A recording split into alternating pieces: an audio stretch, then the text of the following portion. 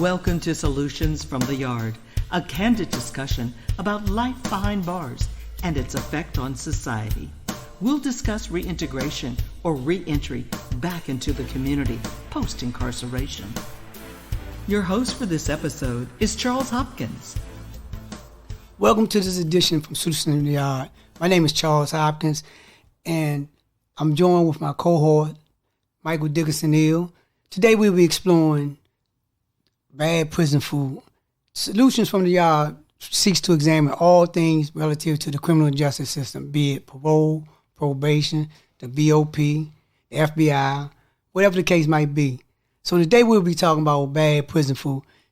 Now, in society, and former First Lady Michelle Obama, one of her advocacies was nutritionally balanced meals, and she had came up with this concept of the plate. Well, we're looking at what is a nutritionally balanced meal look like in the prison system. According to the Food of National and National Board of the National Academy of Science, they established what consists of a nutritionally balanced meal, and this is translated and transferred to the prison system. And according to them, we're entitled to 2,762 calories per meal per day. Here to talk about this with me, as I said earlier, is Michael Dickerson-Hill. How you doing today, Dickerson-Hill? I'm doing fine, bro. How are you? I'm great, bro. And both of us have been incarcerated for lengthy periods of time, so could be considered experts on what bad prison food looks like and what bad prison food tastes like, and more importantly, the effects of bad prison food. Dickerson-Hill, tell our audience where was you housed at during your incarceration period, as far as was you in the state system or the federal system? Well, I first started at the beginning of my incarceration. I started in the Maryland Correctional System, and then I was transferred back I came to Lorton for a brief stint before it got shut down. Then I went back to the Maryland system. Then once I finished my time in the Maryland system, I got shipped to the feds because Lorton was shut down at the time. And during that time, that I want to say before, people don't want to call it that, but the recession of 2008, right. When I came into the federal system, the food was much better. In 2005, it was much better, but after 2008, it was a drastic change. All right, let's talk about that. Now, we recognize that in the prison system, they have like a 5-cycle menu. And in the 5-cycle menu, they have a series of items that they serve for breakfast, lunch, and dinner. And each menu, they have the portion size. And the portion size is supposed to represent the portion size of what would constitute the calorie intake per day in regard to breakfast, per day in regard to lunch. From your own personal experience, Dickerson-Hill, let's look at some of the menu. Now you have before you, what cycle menu you have before you? Week one of the Federal Bureau of Prisons. Okay, and go examine. Let's talk about the breakfast. What's on the breakfast? For Sunday, the breakfast is fresh apple, pack of bran cereal. That's like that little bowl of cereal you just tear the top off. 3 slices of bread, 2 cups of skim milk, 1 cup of coffee, 1 pack of jelly, one of those little teeny square packs that you get like at a diner, and 2 of those little slices of margarine. Right, and then for Sunday for lunch you have a fresh apple, Spanish omelet, potatoes, a pack of cream of wheat, 3 slices of bread, 2 cups of skim milk, 2 packs of jelly, 2 slices of margarine, and a kosher beverage. Okay, and dinner? And dinner is spaghetti with meatballs, tomato sauce, sweet peas, 3 slices of bread, 2 slices of margarine, fresh apple, and a kosher beverage. Now, if you was to listen to this menu as it was being read, and for a person that not present when this stuff is being served, you ultimately envision a real kosher, nice, healthy, calorie, protein infused meal. Dixon Hill, educate the audience on what some of these things look like. For example, when they say a Spanish omelet, what would a Spanish omelet be in the prison system? Would it be actually all the ingredients of an omelet, such as the tomatoes, the meat, the onion sauté, the peppers, and the egg slightly tossed over with a little cheese cheddar, chased on top of it? Or what would it look like? Oh man, well, to be truthfully honest, man, and I'm not gonna put I'm not gonna put no exaggeration on it, brother. Truth be told, it depends on the ingredients. Now, let me give you something brief. I worked in the kitchen before. Mm-hmm. Whoever's the cook, the head cook, they give the head cook all the ingredients that's supposed to go into it. They're gonna give them the tomatoes, the onions, the green peppers, the cheese. They're gonna give them everything. But this is where the catch at. Now, 9 times out of 10, all those things that I named won't be in the omelet, because the majority of it is going to get stolen by the other kitchen workers, because they're going to take that and sell it on the compound for prison money. So 9 times out of 10, man, you might be lucky. You might get some onions in it and you might get some cheese, but basically it's just some eggs with maybe some onions and maybe some cheese in it. It depends on what the person needed at the time. If it was a need for some onions, the onions might never make it in the omelet. Right. So basically, and then they call it a Spanish omelet because they might put a side of that little salsa on the side. And then they call it a Spanish omelet because they put some salsa right there. It's nothing but an omelet with some salsa. And we recognize that, like you say, in terms of the prison industrial complex and mass incarceration, that the need for people to supplement their income by virtue of what they're going through. The kitchen is like the main place that most people go. But the issue is, in terms of no matter what happens, at the end of the day, are the people receiving 2,762 calories per day, even with the thievery or without the thievery. Is from your knowledge, is that something that we can accurately say take place? No. Okay, and the reason being? The reason being because you got all different types of brands of food, and you have like saying, like, if you have a nice real beef hamburger, and it's a nice size, like 1 inch thick, Right. Now that might have a certain amount of calories in it, but when you getting they buying this box brand stuff, and the hamburger might be 1/4 of an inch wide. Right. So it can't be but so many calories in it, because they try to buy the cheapest food they can. Exactly. And by them buying the cheapest food they can, it's not gonna meet that requirement. It's impossible. And I know when I was incarcerated and in the Maryland prison system, like you said, I got locked up I went to the Maryland prison penitentiary in 1973. And in the county jail, the food was different, had a better quality. When I went to penitentiary in 1973, the food had a better quality because primarily they still had the farm system up, and they was basically getting their food from a farming system that was directly related to the Department of Correction. But in the late 70s and early 80s, they started coming over for concept of bologna and cheese for lunch. They had a standard menu where everything was limited in terms of breakfast and lunch. And when dinner time come, they would bulk you up on starches, some kind of potato, some kind of pasta, some kind of rice, and like you were saying about the meat products. The meat products would be 9 times out of 10 would be soy or some derivative thereof. So in terms of the nutritional value of the diet that we were receiving, you couldn't no way, shape, or form identify it as such. But let's examine this here, because according to the Food and Drug Administration, everybody's supposed to receive a nutritionally balanced diet.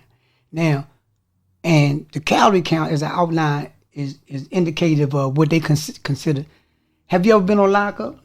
Yes, I have. And what kind of, and in terms of being on lockup, you got when the jail is locked down versus like you over there because you caught a shot, and the shot being a disciplinary infraction. All right, have you ever been in an environment where the jail was locked down? Yes. And what kind of food did they serve then? Bag lunches. Sometimes they might give you a bologna and cheese sandwich. Sometimes they might just give you a cheese sandwich with a piece of fruit and maybe a little muffin or something like that. But it's nothing like the same meal that you would get if you was out on the compound. The meal is definitely reduced drastically. And in terms of in your environment, in the prison environment, what type of effect did this have on the men in general, or in the environment in general, mainly when it came to being locked down and they bring them bag lunches around?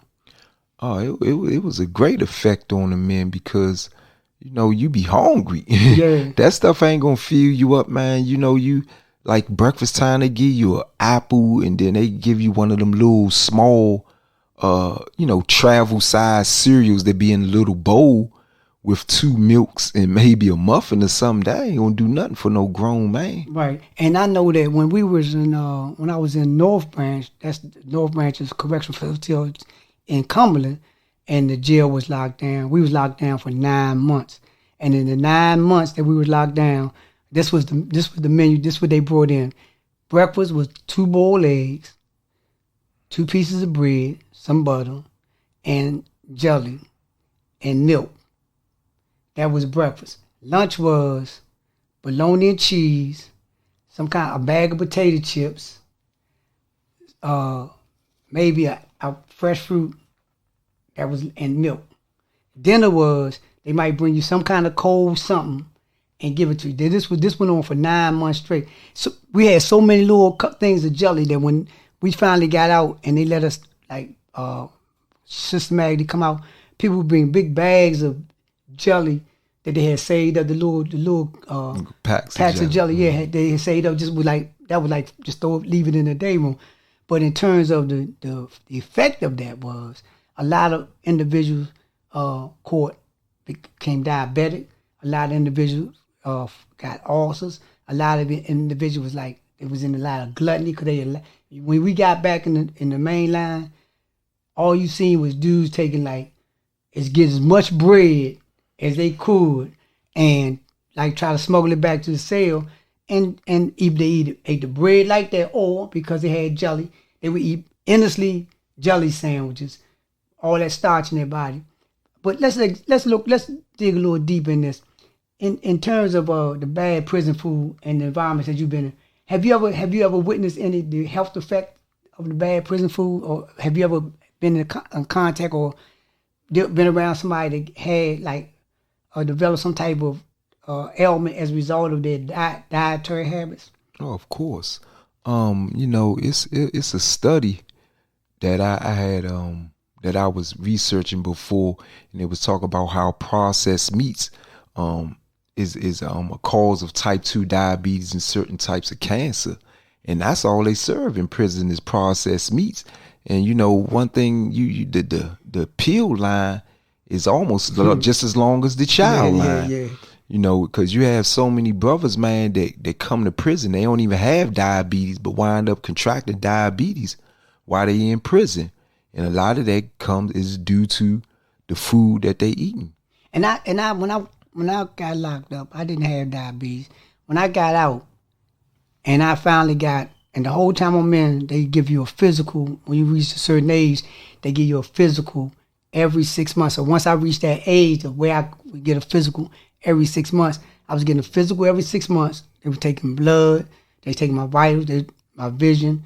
And at almost, after I was locked up about 37 years, they diagnosed me with diabetes. And I remember when I was going to get an exam, and the woman looked in my eyes and asked me, said, "Do you have diabetes?" I said, "No, I don't got no diabetes." But she could see from my pupil, or she could see from my eyes, that I had early symptoms of diabetes. And when I got out, that's when I started realizing the extent of it, and started getting treatment for it. But in terms of, have you ever noticed of anybody that had contracted or got cancer, was a cancer patient, or received or had a cancer situation as a result of being incarcerated and dietary related? Numerous of people. I was in an institution. I don't want to say the institution name, but I was in an institution. It was a medical institution, and that institution, no exaggeration, it was like almost once a week people was dying. A lot of people died from cancer and things of that nature, all different types of health ailments. It was a few suicides in the prison because the brothers knew that they was already diagnosed as being terminally ill, so they took their own lives. So and most of them guys was incarcerated for long stints of time. And I recognized that when I was incarcerated, that I've come across a couple of guys that had died from cancer, and one guy I know, he died from cancer. We was in Supermax together, and the whole time he was in Supermax, he was going to medical, and they was telling him that he had gas, that his stomach. He was complaining about his stomach, and they was telling him that he had gas. They was giving him Malox, and the entire time he was in Super, I did 4.5 years. That he was did something like almost 6 years. When he got out, we was talking. I was looking for him one day, and I asked somebody where he was at. He said, "Oh, he over in the hospital with a bleeding ulcer." I'm saying, a bleeding ulcer? How do you get a bleeding ulcer? You don't get a bleeding ulcer. That's just a progression. And when he passed away, but there was a individual who was over there with him when he was in there, and they said that because of his diet, because of the entire time he was on in Supermax, and the Supermax meals consisted primarily of processed foods, because at that time they had outsourced and contracted with a private food entity, and their goal was to provide so many meals, not so many calories, but so many meals per day. They wasn't on calorie count. They was like, we got 600 people, we gotta give, that's what, 900 meals a day. Make sure that everybody get a meal every day. And as a result of that, this person contracted cancer from the dietary. But from your own personal experience, how did you deal with your dietary situation? How was you able to maintain a modicum of health in terms of your eating habits? Well, my thing was I tried to stay out of the kitchen in the institutions as much as possible, and I only went in there when it was certain meals that I ate, because I had in 2004 I had stopped eating any type of red meat and processed meats. The only thing that I was eating was either soy products, fish, and sometimes chicken. And my whole diet really consisted of me just purchasing the food off of commissary. And that's what I mostly ate. I ate the food off of commissary. I tried to stay out of the kitchen as much as possible. And the only meal that I would regularly go in the kitchen was breakfast, because I can get some type of hot cereal like oatmeal, get me some milk or something like that, or some fruit, because you're going to be guaranteed you're going to get some fruit and, some oatmeal, stuff like that. And that's why I tried to always go to breakfast, because I would get some type of hot cereal. But as far as lunch and dinner, that was a toss up. I mostly ate what we call eating out of your locker. Yeah. All the food that I purchased off of commissary, I basically ate that. And for truth be told, that's really nothing but junk food. Mm-hmm. And I've experienced the same thing. I know in the first 10 years of my incarceration, I didn't eat no meats, and I was really into like physical fitness, and they didn't have no vegetarian diet then like they got now. In certain situations they got what they call kosher meals and vegetarian. Most people get on the kosher because the kosher is nutritionally balanced in terms of the value of the food that's being offered. But I noticed that the entire time I was incarcerated, obesity was one of the things I really witnessed a lot of. I mean, I used to see people that was like maybe being like 27. They looked like they was every bit of 45. Their weight size, and the reason why, because every time they went in the kitchen, it wasn't so much as how nutritionally valued the food was, or how good the food looked, or how appetizing the food looked. They were just straight hungry. And being straight hungry, they just say, well, I'm going to consume, I'm going to eat. And they would go around and ask you for, you eating that, or you eating that? And that's the result of the bad prison food and the food not being nutritionally balanced. Because if the food is nutritionally balanced, then it's going to fill you up. It's going to give you the energy, and it's going to give you the strength that you're going to need to maintain that day till you get the next meal. Let's look at some of the things that can be done about the food situation in prison and the lack of attention to making sure that men and women in prison get a nutritionally balanced. You have any ideas on some of the things that you think should be done or could be done? Well, that's a touchy subject, but I'm gonna try to elaborate on it as much as possible without speaking radical. The problem with I would say the problem with the prison food system, like, and in any prison, each what I want to say section of the prison, like the kitchen, the gym, the library, the school building, all of them have what you call a budget.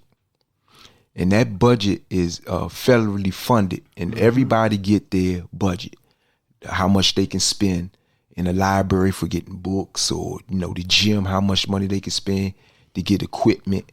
The kitchen has a budget. Now, what I've saw over the years, how that budget is, what I want to say, fractioned off, and how they purchase the food. Now, when you go to it's called the ODR, where the COs eat at, the correctional officers That's right, eat, talk about it. they have the top flight food. They got fried chicken, they got steaks, they got all the top flight food for the COs. But the same money that's, divided for the budget for the kitchen is the same money that we supposed to have.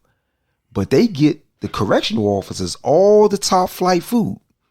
Broccoli, asparagus, all the good stuff. That's right. And they, you go past the CO's kitchen, the correctional officer's kitchen, and you see them eating, and they look like they're in a restaurant somewhere. Yeah, that's right.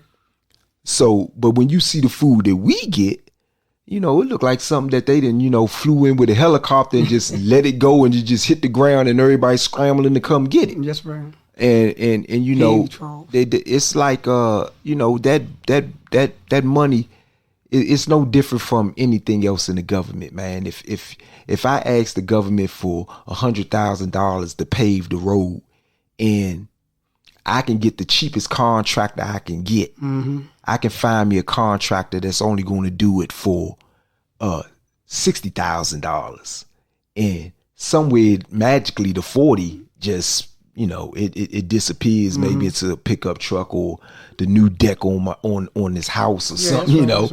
and it just magically disappears. And that's what happens with the prison system. They buy the cheapest food they can possibly get.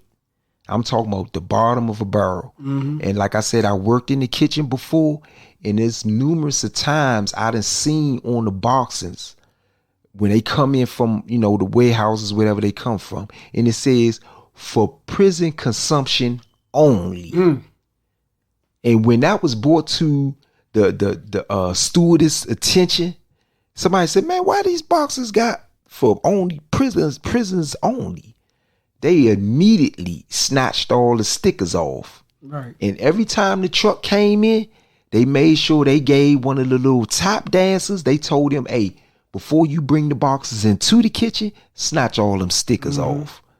You know, and that's the thing, man. You know, they you know how I go. It's just it's a rat race. And and they monetize. Once they monetize prison food, which you made a good point on the food that they serve in the ODR, and how the food they serve in the ODR is more wholesome than the food they serve the prison population. And I think that when we look at the solutions, we need budget oversight. We need to have accountability, and everyone that's incarcerated, you need to get your family to ask for budget oversight and budget equity, and to be able to look at some of the problems that's associated with bad prison food. Because once the person that's suffered from that, when you get out, you got medical expenses that you gonna have to use because you didn't contract a communicable disease as a result of bad prison food, be it hepatitis, be it diabetes, be it high cholesterol, be it any number of those things, stress, any number of those things gonna come out of that. But in wrapping this up, Dickerson Hill, you got something to say in closing? Well, the thing that I want to say when it comes to our topic for tonight is, you know, you really have to be conscious on what you are eating, you know, and you really have to do your own research, just like I did my own research. And that's one of the things that'll keep you, what I want to say, healthy to some extent. Yeah. And like you said, we gotta really press the issue on these budgets, you know, because, you know, people don't pay no attention to that. You know, they take you, lock you up, throw away the key, and then, you know, nobody don't care what's going on in the inside. But then when you have your family members coming home and they have all these health ailments, and I'm quite sure you heard of a lot of brothers and sisters, man, that came home and they didn't die soon they come home. You know, after doing 30 years, 40 years. So these things that need to be brought to the table on how they spend their money in supplying us with food. There you have it. Solutions from the yard. The solution being, 1, educate yourself on what you eat, as Elijah Muhammad said, how to eat to live. 2, become more aware of the monies that's being spent, how they monetizing the food service. And more importantly, be aware of what you eat. It's how to eat to live. And in the prison environment, you're going to have to learn how to eat to live, because they've got bad prison food and it's all designed to kill you. Thank you. You've been listening to Solutions from the Yard. This podcast is presented by Voices for a Second Chance, a comprehensive reentry program that provides culturally appropriate, trauma-informed, gender-specific, and peer-based services. For more information, go to info@vscdc.org or visit our website at www.vscdc.org.